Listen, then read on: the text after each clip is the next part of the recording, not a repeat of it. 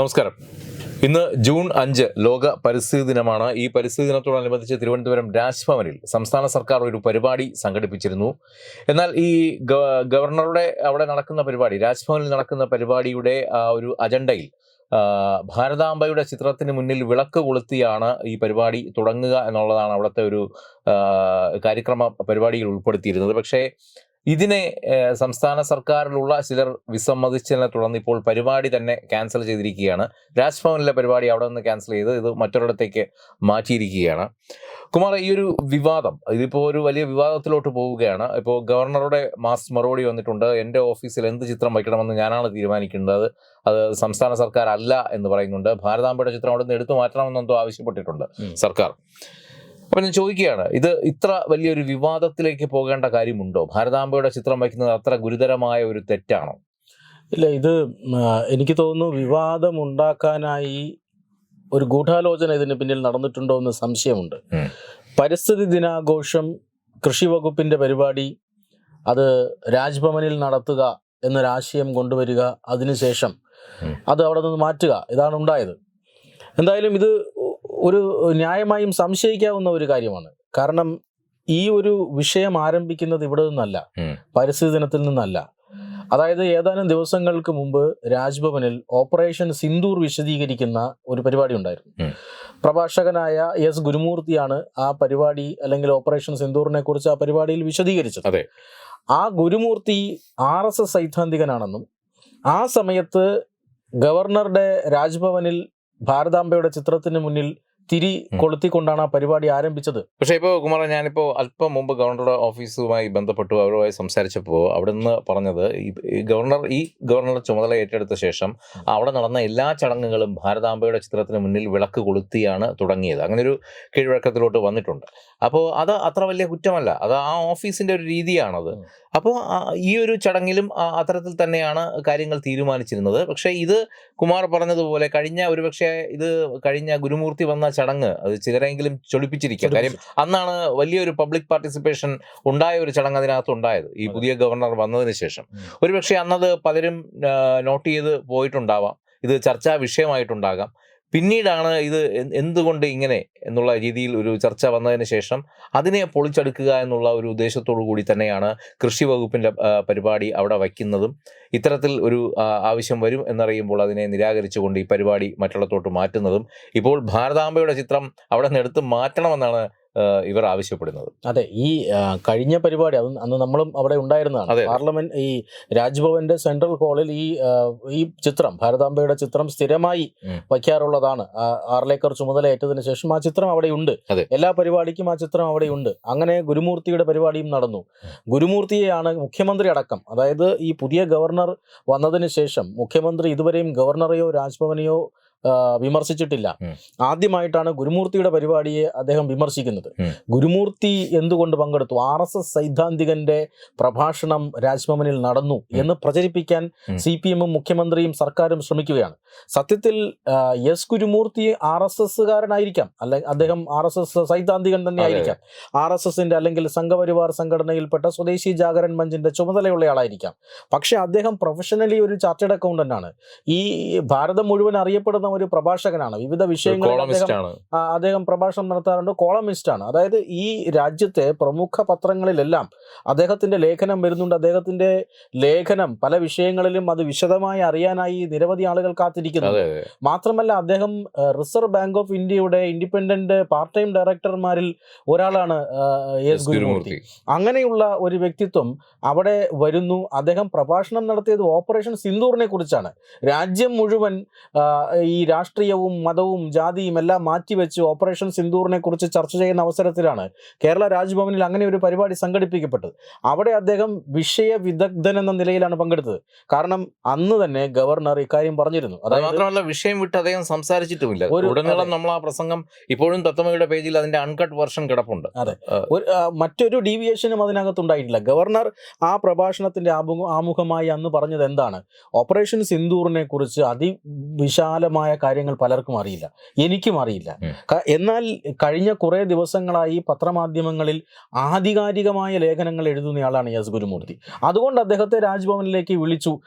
ഈ തിരുവനന്തപുരത്തെയും അല്ലെങ്കിൽ കേരളത്തിന്റെ പല ഭാഗങ്ങളിൽ നിന്നുള്ള പൗരപ്രമുഖന്മാർ ആ പരിപാടിയിൽ പങ്കെടുത്തു. അദ്ദേഹം പ്രഭാഷണം നടത്തി. RSSകാർ മാത്രമല്ല പരിപാടിയിൽ പങ്കെടുത്തത്, പാളയം ഇമാം അടക്കമുള്ള ആളുകൾ അതിൽ പങ്കെടുത്തിരുന്നു. അപ്പോൾ അങ്ങനെ ഒരു പൗരാവലിയെ അദ്ദേഹം രാജ്ഭവനിൽ വെച്ച് അഭിസംബോധന ചെയ്തതിനെ RSSന്റെ ഒരു പരിപാടിയായി ചിത്രീകരിക്കാനുള്ള ഒരു ഗൂഢനീക്കമാണ് നടന്നത്. അന്ന് മുതൽ രാജ്ഭവനെതിരെ ഒരു നീക്കം ആരംഭിച്ചിരിക്കുന്നു. ആ നീക്കത്തിന്റെ ഭാഗമായിട്ടാണോ, അതായത് ഈ സെൻട്രൽ ഹാളിൽ നിന്നും ഈ പറയുന്ന ഭാരതാംബയുടെ ചിത്രം എടുത്തു മാറ്റിക്കാൻ വേണ്ടിയാണോ കൃഷി വകുപ്പിന്റെ പരിപാടി ഇവിടെ വെച്ച് പദ്ധതി ഇട്ടത് എന്ന് വരെ നമുക്കിപ്പോൾ സംശയം തോന്നുകയാണ്. അതായത് ഈ സംസ്ഥാന സർക്കാരിന്റെ കൃഷി വകുപ്പിന്റെ പരിപാടി രാജ്ഭവനിലെ ഹാളിൽ വെച്ച് ചെയ്യപ്പെടുന്നു, ആസൂത്രണം ചെയ്യപ്പെടുന്നു. അതിനുശേഷം ഈ പടം ഇവിടെ നിന്ന് മാറ്റണമെന്ന് ഗവർണറോട് ആവശ്യപ്പെടുന്നു, സർക്കാർ ആവശ്യപ്പെടുന്നു. ഗവർണർ അതിന് വളരെ കൃത്യമായ നിലപാട് സ്വീകരിക്കുന്നു. എൻ്റെ ഓഫീസിൽ ഏത് ചിത്രം വയ്ക്കണമെന്ന് ഞാനാണ് തീരുമാനിക്കുന്നത്, അതിന് സർക്കാർ സമ്മർദ്ദം ചെലുത്തേണ്ട കാര്യമില്ല എന്ന് പറയുന്നു. അതിനുശേഷമാണ് ഈ പരിപാടി ഉടൻ തന്നെ സെക്രട്ടേറിയറ്റിലെ ഹാളിലേക്ക് മാറ്റുന്നു. കൃത്യസമയത്ത് പരിപാടി നടക്കുന്നു. അപ്പോൾ തീർച്ചയായും ഇതിനകത്ത് ഒരു ഗൂഢാലോചനയുണ്ടോ എന്ന് നമുക്ക് ന്യായമായും സംശയിക്കാം. കാരണം ആ ചിത്രം പലരെയും അലോസരപ്പെടുത്തിയിട്ടുണ്ട്. ഈ ഭാരതാംബയുടെ ചിത്രം എന്ന് പറയുമ്പോൾ നമ്മുടെ രാജ്യത്തെ അമ്മയായിട്ടാണ് നമ്മൾ കാണുന്നത്, അല്ലേ? നമ്മുടെ മാതൃഭൂമി എന്നാണ് പറയുന്നത്. അപ്പോൾ അങ്ങനെയെങ്കിൽ എന്തുകൊണ്ടാണ് ഈ ഭാരതാംബയുടെ ചിത്രത്തോട് ഇത്രയധികം വിരോധം തോന്നുന്നത്? നമ്മൾ ഇപ്പോൾ പല സർക്കാർ ഓഫീസുകളിലേക്ക് ചെന്നാലും നിസ്സാരം നമ്മുടെ തൊട്ടടുത്തുള്ള പോലീസ് സ്റ്റേഷനിൽ ചെന്നാൽ പോലും മഹാത്മാഗാന്ധിയുടെയും ജവഹർലാൽ നെഹ്റുവിൻ്റെയും ഒക്കെ ചിത്രം അവിടുത്തെ ഭിത്തിയിൽ നമുക്ക് കാണാം. പക്ഷെ എന്തുകൊണ്ടാണ് നമ്മുടെ രാജ്യത്തിൻ്റെ പ്രതീകമായ ഭാരതാംബയുടെ ചിത്രത്തോട് ഇത്രയധികം വിരോധം ഇവർക്ക് തോന്നുന്നത്? അത് ഭാരതാംബയോടുള്ള വിരോധമാണോ, ഭാരതാംബയുടെ കയ്യിലിരിക്കുന്ന കൊടിയുടെ നിറത്തിനോടുള്ള വിവേകമാണോ? അല്ല, ഇത് സത്യത്തിൽ ഈ രാജ്യത്തിൻ്റെ ഹൃദയത്തിലുള്ള ഒരു ഛായാചിത്രമാണത്. കാരണം നമ്മുടെ രാജ്യത്തെ നമ്മുടെ പെറ്റമ്മയും പിറന്ന നാടുമെന്നാണ് പറയാറുള്ളത്. നമ്മുടെ മാതാവിനോട് സങ്കല്പിച്ചുകൊണ്ട്, നമ്മുടെ രാജ്യത്തെ മാതാവായി സങ്കല്പിച്ചുകൊണ്ട്, ആ രാജ്യത്തിന് ശക്തിയുടെ പ്രതീകമായ ദുർഗാദേവിയുടേതൊക്കെ ഒരു ഛായ വരത്തക്ക രീതിയിലുള്ള ഒരു ചിത്രം. അത് RSSന്റെ സങ്കല്പമല്ല, അത് ഈ ഭാരതത്തിലെ ജനങ്ങളുടെ സങ്കല്പമാണ്. ആ സങ്കല്പം എന്നത് ഏതെങ്കിലും ഭരണഘടനയിലോ അല്ലെങ്കിൽ നിയമത്തിലോ എഴുതി വച്ചിട്ടുള്ളതല്ല. നമ്മുടെ പൗരന്മാരുടെ മനസ്സുകളിൽ രൂഢമൂലമായിരിക്കുന്ന ഒരു സങ്കല്പമാണ്. മഹാത്മാഗാന്ധി രാഷ്ട്രപിതാവാണ്. മഹാത്മാഗാന്ധി രാഷ്ട്രപിതാവ് എന്നതിൻ്റെ പേരിലാണ് എല്ലാ സർക്കാർ ഓഫീസുകളിലും അദ്ദേഹത്തിൻ്റെ ചിത്രം വയ്ക്കുന്നത്. ഇന്ത്യൻ ഭരണഘടനയിൽ എവിടെയാണ് രാഷ്ട്രപിതാവ് എന്ന ഒരു സ്ഥാനമുള്ളത്? പ്രധാനമന്ത്രിയുണ്ട്, പ്രസിഡന്റുണ്ട്, മറ്റു മന്ത്രിമാരുണ്ട്. ഈ സ്ഥാനമാനങ്ങളെല്ലാം നിർവചിച്ചിട്ടുണ്ട്. പക്ഷേ ഇന്ത്യൻ ഭരണഘടനയിൽ ഒരിക്കലും രാഷ്ട്രപിതാവ് എന്നൊരു സ്ഥാനമുണ്ടെന്നും ആ സ്ഥാനം മഹാത്മാഗാന്ധിയാണ് അലങ്കരിക്കേണ്ടതെന്നൊന്നും പറഞ്ഞിട്ടില്ല.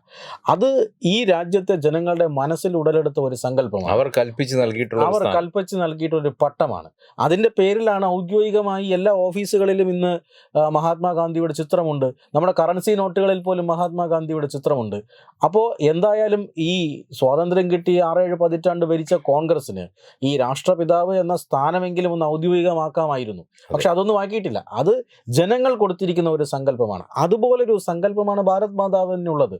അത് RSSകാർ ആചരിക്കുന്ന ചിത്രമായിരിക്കാം, അല്ലെങ്കിൽ ആരെങ്കിലും ആചരിക്കുന്നതോ എന്നല്ല. ഈ രാജേന്ദ്ര ആർലേക്കർ പിൻപറ്റി വന്ന ഒരു പ്രത്യയശാസ്ത്രവും സംസ്കാരവുമുണ്ട്. ആ സംസ്കാരം അദ്ദേഹം പിന്തുടരുന്നു എന്ന് മാത്രം. കേരളത്തിലെ മന്ത്രിമാരുടെ ഓഫീസുകളിൽ എത്ര CPMകാരെയാണ് പേഴ്സണൽ സ്റ്റാഫായിട്ട് തിരികെ കയറ്റിയിരിക്കുന്നത്? തീർച്ചയായും അതൊരു ഒരു കീഴ്വഴക്കമായിരിക്കാം. അതാത് പാർട്ടികളിൽ നിന്നുള്ള ആളുകളെ പേഴ്സണൽ സ്റ്റാഫാക്കുക. പക്ഷേ കേരളത്തിൽ എന്താണ് നടക്കുന്നത്? ഇവരെ എത്ര പേഴ്സണൽ സ്റ്റാഫാണോ വേണ്ടത് അതിൻ്റെ മാക്സിമം അപ്പോയിൻ്റ് ചെയ്യുക, അതിനുശേഷം ഇതിനെ ഇരട്ടിപ്പിക്കുക. അതായത് 2.5 വർഷം കഴിയുമ്പോൾ ഈ പറയുന്ന ആളുകൾ ഇറങ്ങിപ്പോവുക, അടുത്ത ആളുകൾ കയറി വരിക, ഇവർക്ക് പെൻഷനും നൽകുന്നു. ഇതാണ് CPM ഇവിടെ ചെയ്യുന്നത്. പക്ഷേ ഭാരത് മാതാവിൻ്റെ അവിടെ ഒരു ചിത്രം ഇരിക്കുന്നത് കൊണ്ട് ഖജനാവിലെ പണമൊന്നും ഇറങ്ങിപ്പോകുന്നില്ല. RSSകാരെ അവിടെ പെൻഷന് വേണ്ടിയിട്ടല്ല എസ് ഗുരുമൂർത്തി അവിടെ പ്രഭാഷണത്തിന് വന്നത്. അപ്പോൾ ഇത്തരത്തിലുള്ള സതുദ്ദേശപരമായ കാര്യങ്ങളെ ആ രീതിയിൽ നോക്കിക്കാണാതെ വിവാദങ്ങൾ ഉണ്ടാക്കുക, ചെറിയ ചെറിയ തെറ്റിദ്ധാരണകൾ പരത്തുക. ഇപ്പോൾ എസ് ഗുരുമൂർത്തി RSS സൈദ്ധാന്തികനാണ്, അവിടെ ഒരു RSS പരിപാടി നടന്നു എന്നാണ് വരുന്നത്. അങ്ങനെയല്ലല്ലോ. ഓപ്പറേഷൻ സിന്ദൂർ വിശദീകരിക്കാൻ അതിനെക്കുറിച്ച് അറിവുള്ള ഏതൊരു ഇന്ത്യൻ പൗരനും സാധിക്കും. അത് രാജ്ഭവനിലേക്ക് കടന്നു വരാനോ രാജ്ഭവനിൽ ഒരു പ്രസ്താവന നടത്താനോ ഉള്ള അയോഗ്യതയല്ല അദ്ദേഹം RSSന്റെ സൈദ്ധാന്തികനാണ് എന്നുള്ളത്. അപ്പോൾ ആ രീതിയിൽ ഈ ഇവിടെ നടക്കുന്ന കീഴ്വഴക്കങ്ങൾ ഒരു ഭാഗത്ത് നടക്കുമ്പോഴും ഇതിനെയെല്ലാം മറച്ചു വെച്ചുകൊണ്ട് ഗവർണറുടെ ഓഫീസിൽ അല്ലെങ്കിൽ രാജ്ഭവനിൽ എന്തോ വലിയ കാവ്യ വിപ്ലവം നടക്കുന്നു എന്ന് വരുത്തി തീർക്കാനുള്ള ശ്രമം മാത്രമാണിത്. എന്തായാലും വളരെ നല്ല രീതിയിൽ നടക്കേണ്ട ഒരു പരിപാടി ഇപ്പോൾ സർക്കാർ ഇടപെട്ടുകൊണ്ട് തന്നെ അതിനെ അലങ്കോലമാക്കി എന്ന് പറയേണ്ടി വരും. അല്ലെങ്കിൽ അലങ്കോലമാക്കാൻ വേണ്ടി മാത്രം രൂപകൽപ്പന ചെയ്ത ഒരു പരിപാടി എന്നും നമുക്കിതിനെ വ്യാഖ്യാനിക്കാം. എന്തായാലും ഭാരതമാതാവിന്റെ ചിത്രത്തിന് മുന്നിൽ വിളക്ക് തെളിയിക്കാൻ ആർക്കൊക്കെയോ എന്തൊക്കെയോ പ്രശ്നങ്ങൾ. അതെ, തീർച്ചയായും അതാണ് ഇവരെ അസ്വസ്ഥതപ്പെടുത്തുന്നത്. കാരണം ആ ഒരു എന്താണ്, അതിനോടാണ് ഒരു അസഹിഷ്ണുത. അതവിടെ ഉണ്ട് എന്ന് അറിഞ്ഞത് മുതൽ ഉള്ള അസഹിഷ്ണുതയാണ്. അതാണ് ഇപ്പോൾ ഈ പരിപാടിയിലേക്ക് എത്തിച്ചത് എന്ന് വേണം കരുതാൻ. എന്തായാലും ഈ ഒരു വിഷയം ഇപ്പോൾ വിവാദമായി മാറിക്കൊണ്ടിരിക്കുകയാണ്. എന്തായാലും കടുത്ത നിലപാട് തന്നെയാണ് ഇപ്പോൾ ഗവർണറുടെ ഓഫീസിൽ നിന്ന് അറിയിച്ചിരിക്കുന്നത്. അദ്ദേഹം പറഞ്ഞതുപോലെ അദ്ദേഹത്തിന്റെ ഓഫീസിൽ എന്ത് ചെയ്യണമെന്ന് തീരുമാനിക്കേണ്ടത് അദ്ദേഹം തന്നെയാണ്. നമസ്കാരം.